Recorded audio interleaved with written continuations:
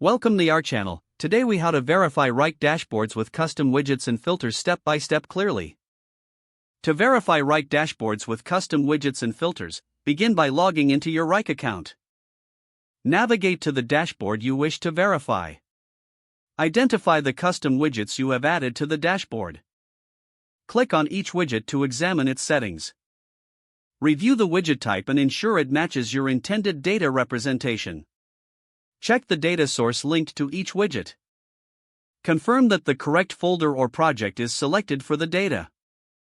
If there are filters applied, click on the filter settings for each widget. Evaluate the criteria set in the filters. Make adjustments to the filters if the data does not meet your expectations. After making changes, refresh the widget to update the displayed data. Analyze the updated results to ensure accuracy. Repeat this process for all custom widgets on your dashboard. Once all widgets have been verified, review the overall dashboard layout. Ensure that the arrangement and sizing of widgets are organized for clarity. Finally, save any changes made to your dashboard settings. Review the entire dashboard once more for overall functionality and visual appeal. If the page does not load, refresh the browser or try again in a private or incognito window. Make sure you are using the correct email address, then retype it carefully to avoid small typos. If your password is not accepted, use the reset option and create a new strong password you can remember.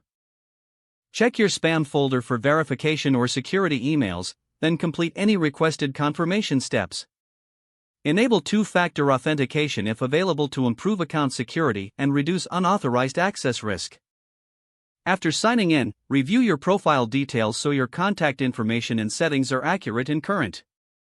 If you see an error message, note it down and try again after restarting your device and internet connection.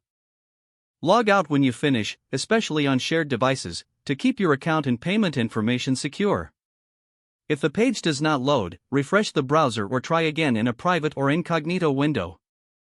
Make sure you are using the correct email address, then retype it carefully to avoid small typos. If your password is not accepted, use the reset option and create a new strong password you can remember. Don't forget to like this video and subscribe to our channel for more step-by-step tech guides.